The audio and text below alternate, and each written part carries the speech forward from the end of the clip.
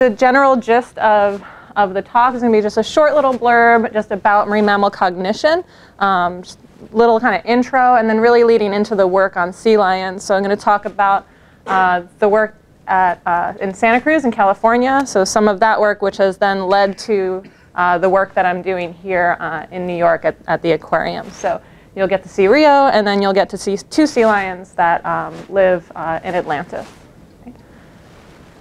All right, so I'm sure many of you know, but we have to first think about the fact of what is a marine mammal. They have all of the things going on for them that we have as mammals, right? But they have one very special challenge, and that they live in the water.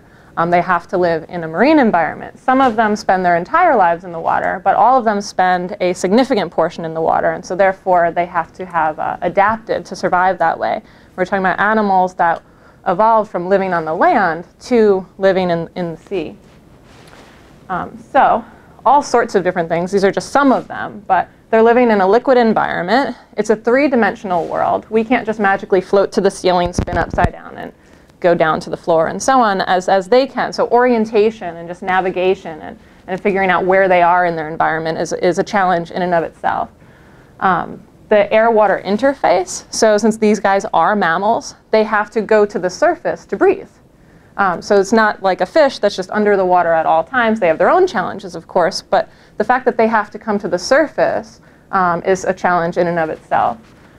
Being in the cold, even those in the tropics, any of you guys that have gone swimming, even in 80-degree water, eventually you get cold, right? Because 80 degrees is still significantly cooler than our own natural core body temperature.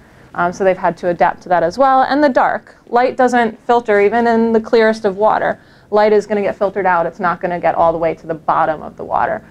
So they have to be able to see in very dark conditions, or, which we'll mention briefly, echolocate, as some of the whales and dolphins can do. So these are just some of the things that they face in order to compensate for those challenges, right? They have to figure out how to breathe because they need the air. They don't have gills. How to stay warm, how to locomote, navigate, find food, avoid becoming food, reproduce, find each other in order to reproduce, and keep track of each other in terms of social connections. Many of these have biological, physiological adaptations that are quite interesting, but also behavioral.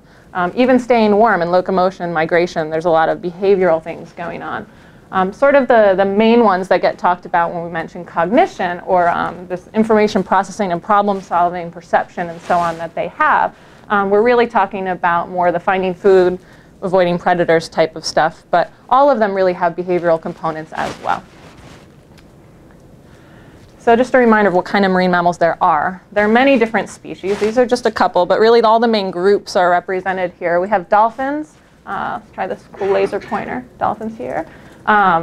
This guy's the killer whale, or the orca.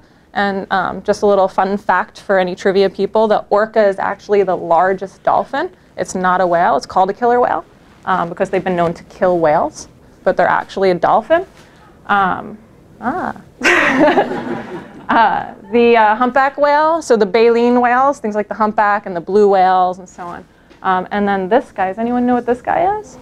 The manatees. We have the manatees and dugongs. Manatees, actually, they're from, you don't need to remember this, no quiz, but they're Sirenians. They were the sirens of the sea. So if you know the Iliad and the Odyssey, and the sirens that lure you into the rocks and your boat crashes, that was these guys. They don't really make great sounds. I'm not sure where that came from. They're also known as mermaids because you'd see their big tail. They don't really look mermaid-like from underwater, but it's where the myths kind of and the stories came from. I like them by their other name, their more recent name, which is the sweet potatoes of the sea. They look like giant little sweet potatoes, and they're quite gentle animals. We have 2 of the maybe less well-known or well thought of, and when you think of a marine mammal, we tend to say, what is it? We say a seal, a sea lion, a whale, a dolphin. But we can't forget our little cute otters. So we have sea otters and the polar bears. These guys are slightly less dependent on the sea than the typical marine mammals, but nonetheless they can't survive without it. They spend the majority of their life in the water. And then the last group are the pinnipeds, which is where we're going to focus for the rest of the talk, that's our fancy term for seals, sea lions, and walruses. There are many species, 33 different species of pinnipeds. These are 3 of them, but we have a bearded seal. He gets his cool name from his interesting little bearded whiskers there. The walrus here, and then our sea lion. This is actually a Galapagos fur seal. It's a sea lion, but I like this picture because you can really see the mane and where they kind of got that name from when sailors would sail by and see this lion-like thing in the middle of the rocks in the water. So a big point and why I'm biased and think they're really interesting. All the marine mammals are interesting, but the seals, sea lions, and walruses, since they are amphibious, in other words, they're living part of their life on land and part in the water, all marine mammals need the air to breathe and so on, but these guys come out of the water and spend a significant amount of time walking around on land, and reproduction occurs on land. Foraging, feeding occurs in the water, but they're really spending a large chunk of time being mobile on the land. So they've had to adapt behaviorally and some really cool physiological and biological adaptations in order to survive in both mediums. So in terms of marine mammal cognition, the list could be endless of what is studied, but these are some of the major areas that are looked at. Migration, how these animals get from one part of the world to the other. The humpbacks go from California to Hawaii every year. How do they find their way? Echolocation, so we have a little diagram here. The sonar. The Navy actually spends a lot of time studying how dolphins naturally echolocate, and we've stolen that for sonar on our ships. Imitations, that's this little guy up here. Sorry, it's a little bit of a blurry picture when I blew it up, but the fact that dolphins have been shown to imitate humans as well as other dolphins in a laboratory setting. This little guy here, mirror self-recognition. So do they understand the concept of the self and that the reflection is them? And can they use that reflection? These are things in the artificial sign language as well. These are ones that, so in other words, using gestures or signs in order to have a communication with these animals. They tend to be things we think about or hear about most commonly with the animals like the great apes or the chimpanzees in particular. And then many people might have also heard that, oh yeah, dolphins can do this too, but I'm here to also tell you that sea lions can do a lot of this stuff as well. So why sea lions, other than the fact that I personally think they're interesting? Their natural history, their life kind of lends itself to them needing these kind of higher level cognitive capabilities that we tend to attribute to humans, chimpanzees, dolphins, etc. For one, really it's critical for survival. For sea lions, when they have their pups, they nurse their pups for about 6 to 8 months during the year. But the mother does not stay with the pup. They don't stay locked next to each other the whole time. So the mom needs to eat. They're on rookeries, as you can see here from this picture. They kind of just looks like a big blur. Hundreds, if not thousands, of mothers and pups all on the rocks, all on these beaches. So mom leaves her pup, goes out to sea to get some food, comes back 3 days later. Where is your pup? Not right where you left it. So you need to find the pup, and the pup needs to find their mom. And of course, the survival of the pup depends on this reunion being successful. Right, so how does it happen? Well, the research I'm doing is kind of looking at this in the laboratory, but the idea that the mother, the female, must have some kind of category representation for her pup, which includes the vocalization of the pup, the visual of the pup, what the pup looks like, and then what the pup smells like. Because what they do is when the mother comes up to shore from her foraging trip, she's going to start vocalizing. The first thing she's going to do is just yell, yell, yell. Call, and it's a very specific, it's like saying your name over and over and over again. It's the same call over and over. When the pup hears it, the pup is going to call back its name over and over and over. And when they hear each other, they just duet. Until they find each other, they can see each other. And then when they get to each other, they finally smell each other as kind of the last inspection that, yes, this is the right match. So the mother must have at least these 3 items in some form of category that represents the pup. And then, of course, the same must be true for the pup in reference to its mother. So the consequences, it's critical. Because if you are a female, if you are a mom, you must, if you correctly identify your pup, you get to feed your pup. But if you don't, you end up feeding the wrong pup. And females only make enough milk to nurse their one pup. So if you accidentally feed the wrong pup, your pup might starve. So it's really a very critical reunion. So they want to avoid feeding the wrong pup at the detriment of their own. For the pup, of course, they need to eat or they will not survive themselves. They might be more willing to try to approach another female, depending on how hungry we are. We could look at motivation, changing their behavior, and so on. But if you go up to the wrong mom, there's a really good chance she's going to beat you up. And you're not going to make out very well from that. So the females can be very aggressive when the wrong pup tries to nurse from them. So this is just showing, these are Galapagos fur seals, not California sea lions. But you can hear how distinct their voices are. That's the females. So you can hear they have different voices.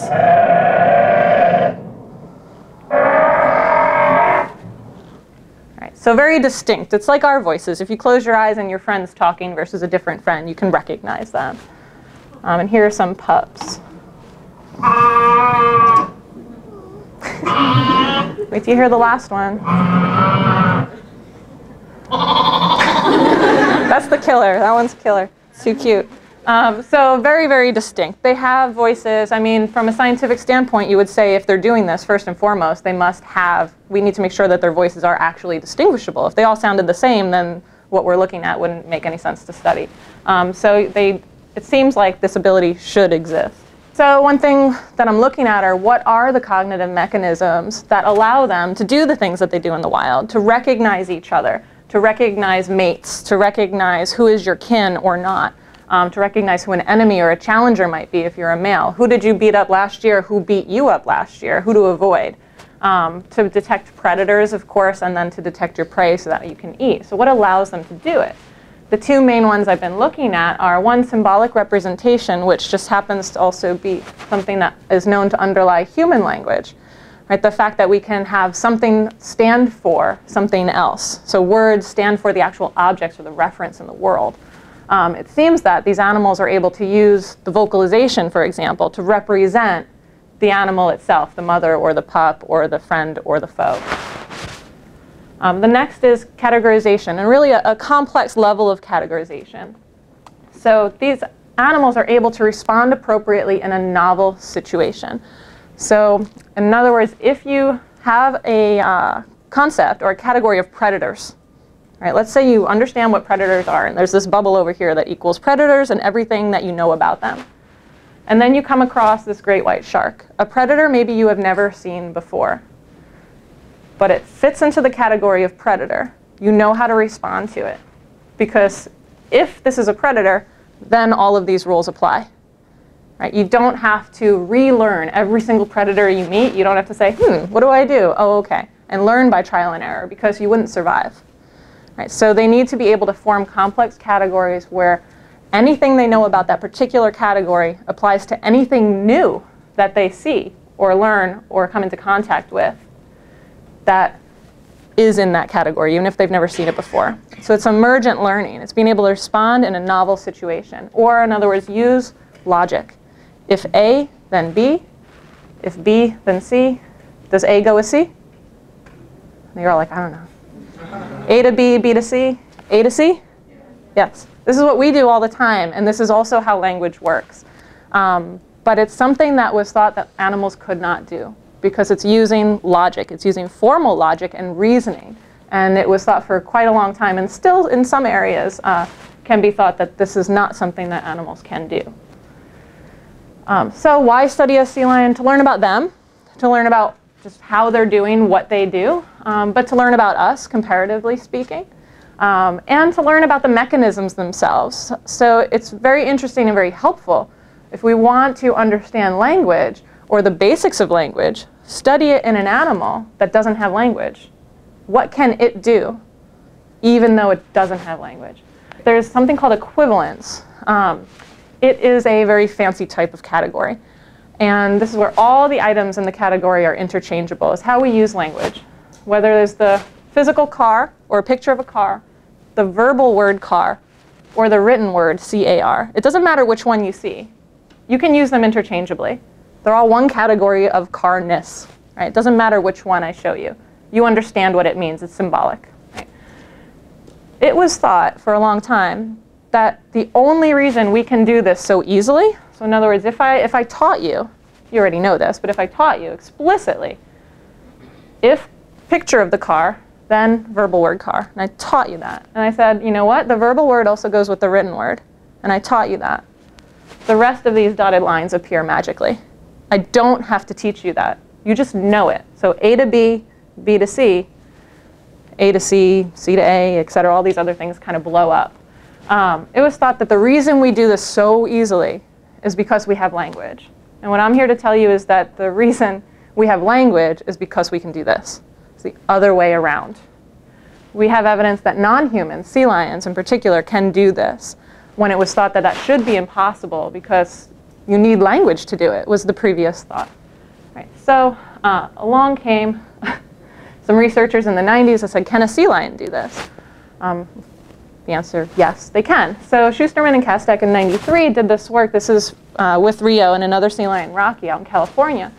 They were taught 3-member classes, 30 of them, but this is one of them. So they were explicitly taught crab goes to tulip. So if crab, pick tulip. They're pictures. I'll show you in a minute. If tulip, pick radio. And then we asked them, what about this?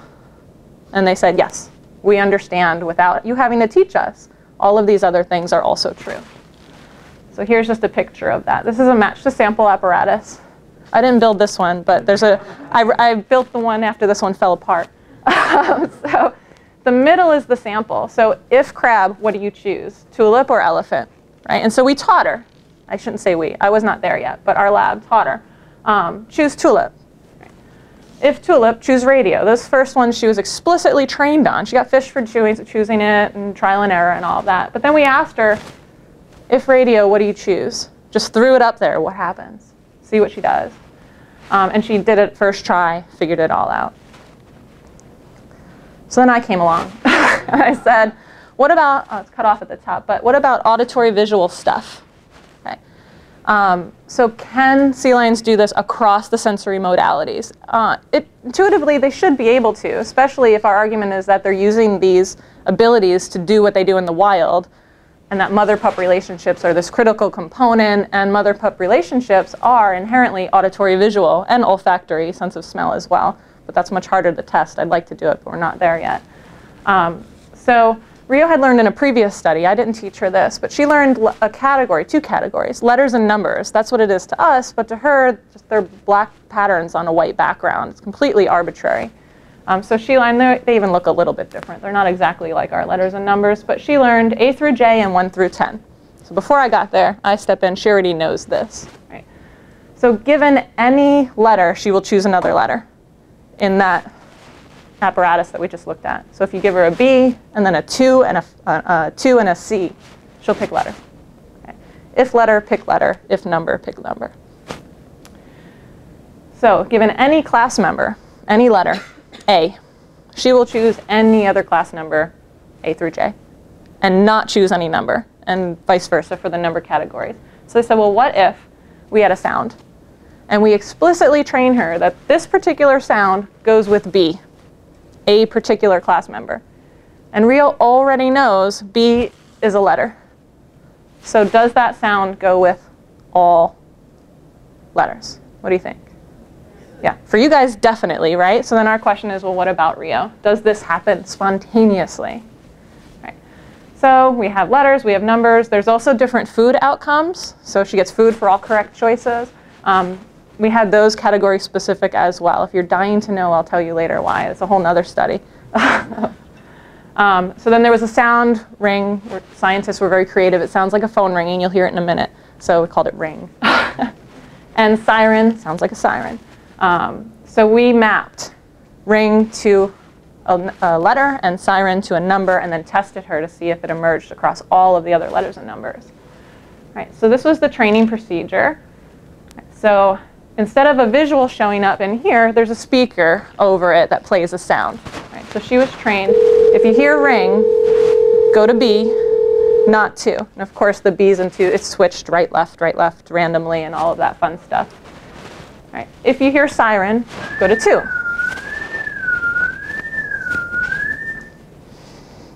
And so this is her doing that. Loud.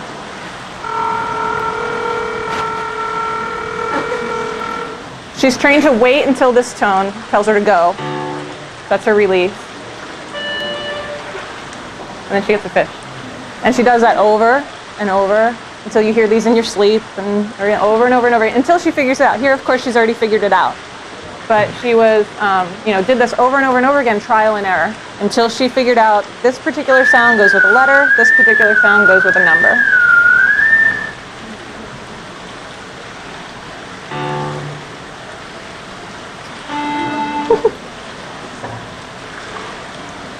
Okay. All right.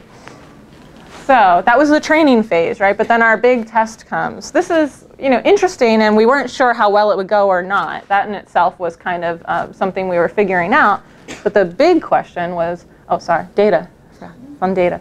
Her acquisition curve. So you can see ring in yellow and siren in green. And so she pretty much got them around at the same level. She acquired them at the same rate.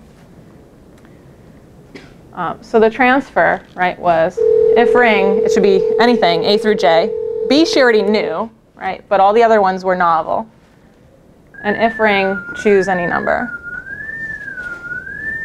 You could probably guess I wouldn't be here talking about it if she didn't do it. This is her test. This is the first time she's seen anything besides B or 2. So look at how confident she is. That's the most impressive part. She never second guesses. She acts exactly the same as if she's looking at a 2. She never flinches or hesitates. 3 is 2. It's a number. A number is a number is a number. It doesn't matter which one it is.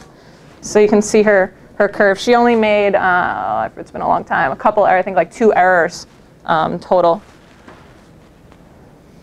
So her baseline, the B and 2. So this is the stuff she was trained on. That's those B2 things that were mixed in the training session, in the testing session. So you can compare from the same day what she did. So all the B and 2 stuff that she knew, she got right, which is good, because she's supposed to. And all the stuff that was novel, she also got right, which was the exciting part. Okay. And we replicated this 2 more times. So we repeated the same thing with new sounds, and then instead of B, we paired it with A and 1, C, and 3, and so on. So we just did new pairings, but essentially replicated the study over again.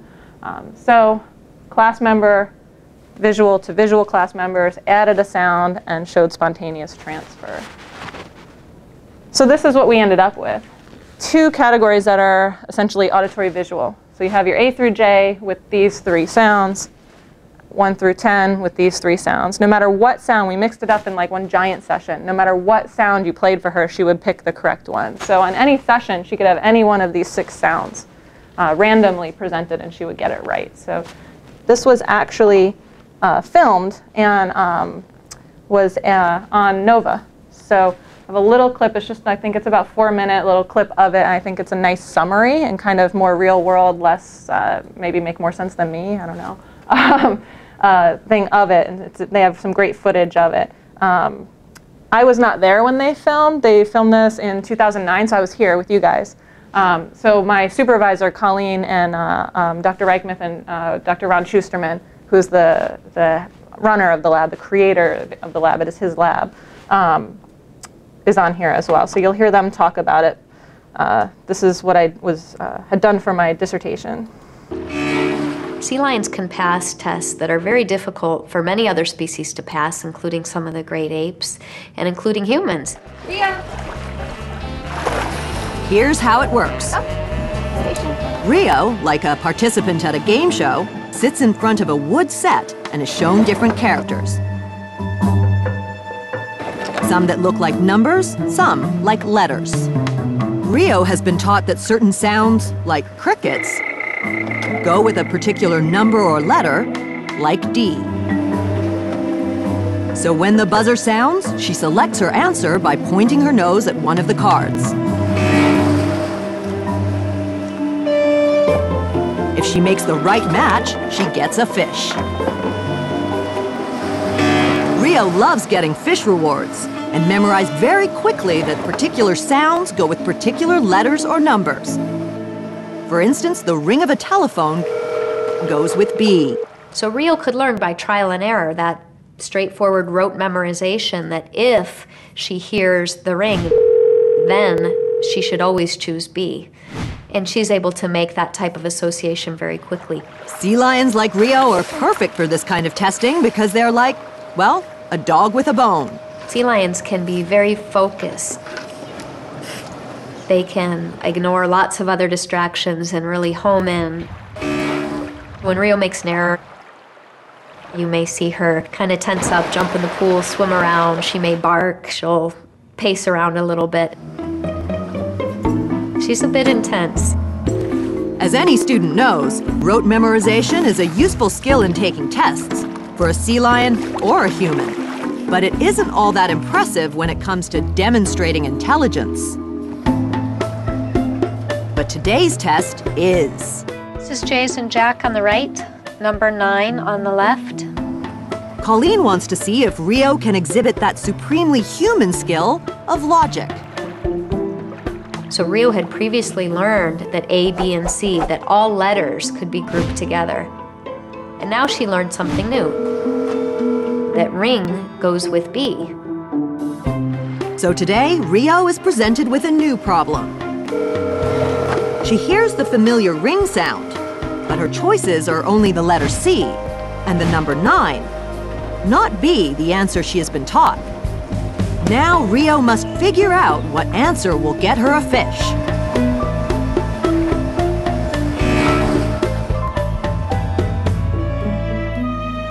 Very quickly, she figures out that she can substitute B with any other letter. And it turns out that Rio is able to use a logic rule to solve a problem that you haven't encountered before, and being able to, think it through and be correct on your first exposure. Rio scores over 90% on this exam. Definitely an A student. It was through experiments like this that Rio became one of the first animals to demonstrate a kind of higher order reasoning once thought limited to humans. And this kind of reasoning is also believed to be the basis for the most human of intellectual expressions, language. So how does this research relate to the evolution of human language? Symbols have meaning. They stand for something else. Many experiments now suggest that different types of animals have an understanding of meaning. They can comprehend the use of symbols. Just a little blurb from it, from the program, to maybe kind of take all the stuff and see it in a more fun way, perhaps. Okay, let's see. All right, so the next question that I've had really is, what is the form of the representation in the mind of the animal? So we've been able to show that sea lions can form these very complex categories and concepts and things that we thought were dependent on language. Now we're seeing that animals without language have it. So the mechanisms seem to be more general across many species. And that's within modalities, a lot of the work that I first mentioned with all visual stimuli, and then across modalities with the work that I did with auditory visual stimuli. And so now, what is the form of the representation? What's actually in the mind of the animal? This is something that's really a hot topic right now for echolocation, for cognitive work with echolocation for dolphins. So it's just really hard for us as a human to comprehend because we don't have that sensory capability. So when they send the sound echo out and it bounces off an object in their environment and it comes back to them and they see something, what do they actually see, right? I don't have the answer. We don't have the answer yet, but it's that type of research that's going on now. So I'm looking at this with sea lions, trying to figure out with discrimination learning, this kind of if-then learning, or do you choose A or B type of stuff, to get at what the representation is like in the mind of a sea lion for objects in the environment. Right. So this is important for a number of reasons. One, it's always important to get knowledge for knowledge's sake and find out what is going on and how these things work. But more practically speaking, or in an applied sense, you might say, well, a lot of two-dimensional images are used with non-human animals for research purposes as stimuli. And so this is something that's becoming even more and more popular and common now that we have computer programs. And there are animals, pigeons here. This is I believe it's a rhesus monkey, that sit in front of computer screens and peck or touch screens of different stimuli and make their choices that way, and we're trying to understand what they know based on that. But one important question is, what does that mean to the animal? Right? What does the stimulus we're presenting them actually mean to them? If we're using a picture of a tree, does that have anything to do with an actual tree in their mind? Do they consider it a tree or not? Is it the representation of a real tree? Or is it just this picture and, like the black and white patterns to Rio? Is it just some object that they're seeing? And it may or may not matter depending on what the research question is, but in many cases it does matter. So we want to know if this is an appropriate research tool to use two-dimensional objects, and what does it mean for the animal. So essentially with discrimination learning, we're talking about A versus B. So there's two items, two objects, choose one. Right? Discriminate between them. Which one is the correct choice, which is the incorrect choice. So we've been training these two sea lions that you'll see in a minute to always choose A. And the objects we're using are two toys. Enrichment devices is the formal term for toys for animals. Right? So we have these two objects for them. We have a ball and a toy bowling pin. Right? So essentially, we've decided, or I've decided as the researcher, that the pin is going to be the correct choice. But it's completely arbitrary. They always see a ball and a pin randomly on the right and left side, and we've trained them through trial and error learning to choose the bowling pin. If you choose the bowling pin, you get food. If you choose the ball, you get no food. So just a very basic learning task. It wasn't too shocking that they could do this. We know that many animals can do this type of thing, but it was a long training process. The test is to see if we now know that these animals will pick, when given the real objects, the bowling pin and not the ball. What if we show them those same objects in a different form? Is it the same to them or not? Do they treat this new form as the bowling pin and the ball, or do they look at it as two novel objects that they don't understand or comprehend? Right? So for me, I'm saying, well, what about a picture? Right? So can we now switch out these objects? Suddenly, there are a picture of the objects in front of them. You would probably pick the picture of the pin without any problem on the first try. You'd be like, oh, I don't know, I guess it's the pin, right? Because it represents that to you. It represents the object. It isn't the actual object, but it represents it to you. That's not a confusing dilemma for a human. What about these guys? Right. Right. So here is Atlantis Aquarium. It's in Riverhead, Long Island, so way out towards the east end. And we have here the trainers, and this is Java, the male sea lion. There's a male and a female sea lion. Here they are. So they're both 10 years old. They were both born in SeaWorld Orlando. And traveled when they were young to Long Island and have been there for quite a while. They don't look their size in these pictures at all, but Bunker is about 190 pounds, the female, and Java is about 320 pounds male, which is pretty typical for Java's still growing. He's still not full grown. So the first step was just to train this simple discrimination. We didn't have an apparatus yet because we needed to make sure that we could train them on the apparatus as well. So this is like a multi-step type of thing. So just getting them used to the apparatus and training them how to interact with the apparatus was in and of itself a giant training hurdle. Right, so here's just them learning ball versus pin, just the basic task. So just in the window, they do this in the water. Over and over again, alternating right, left. It's very basic discrimination trials. Until eventually they do what you see here, just always going to the correct choice.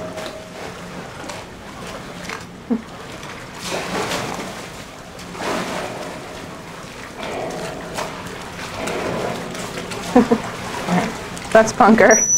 So this is just all training, not anything formal at this point. The next step was now to have the apparatus and to get them used to it and learn how to interact with this apparatus, because it gave us, it does give us experimental control, because we want to make sure that we're not cueing them. It's not, any good research method to sit there and have a person doing this, right? Any of you guys took research methods and all that fun stuff know that that's probably not the best design for a study. So the apparatus does many things, but one of the most important is it allows the animal to interact solely with the apparatus and no people. So it's just an automated thing. It's like playing a computer game. So the doors open, the stimuli are in there, they choose, the doors close and they start over again. If they're right, they get a fish. If they're not right, they just move on to the next trial. Right, so here's a picture of Java in front of it, and then the behind the scenes part. It's a little different than the one you saw before. It doesn't have 3 panels, it's just one giant panel. It has a place for a sample in the middle, which we're not using yet, but we will. Right now it's not an if-then rule, it's just which one, right or left, or ball or pin. It has the station for the animal to hang out and wait, so we know it's able to see both stimuli and they're not just swimming around randomly. So just controlling the animal's behavior for every single trial. So we had to get the animals desensitized to it, which means used to it, essentially, because this is something new that we're putting in their enclosure. Make sure they're comfortable with it, let them explore it, and then teach them how to use it and how to interact with it. There are also multiple doors. The other one only had 2 options. We're going crazy. We're giving them 4 options eventually. Right now they're still on 2, but we have the ability to offer them more choices to make it more and more complex as they learn. So we got them just doing the straight discrimination. They understand, always choose pin.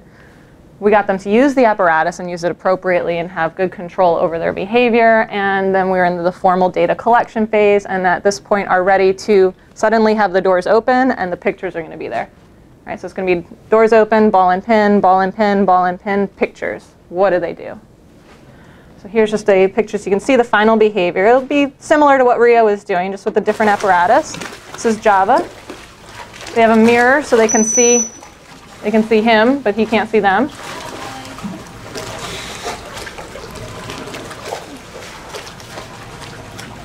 He stations, the door is open. There's a release tone that might be hard to hear. He chooses, gets a whistle if he's correct, and then he starts over again. Okay. So the transfer test then is when those doors open. Pictures there, what do they do? So what do you think they're going to do? I hope so. We didn't do it yet. Oh, cliffhanger. Oh, we were actually going to do it yesterday, but working with animals, mind you, when their motivation is down, there's nothing you can do about it. And I got an email from the trainer that said they're not looking so hot today. They're extra hungry and so on, so they were a little jumpy. Do you work real well when you're really hungry? Yeah, they have seasonal diet changes and fluctuations, so they're hitting that peak where they have to have more food. So they're giving them more food, but it hasn't kicked in yet. They're a little hungry, so they said, I don't know, and we said, let's just wait. So we're going to do it next week, provided they're in a good mood and so on. So I don't know. I was really hoping to be able to tell you the punchline. I got back late last night and nothing. So so we'll let you know. But I should have an answer next Friday, perhaps, for you. I'll email you all. Yeah.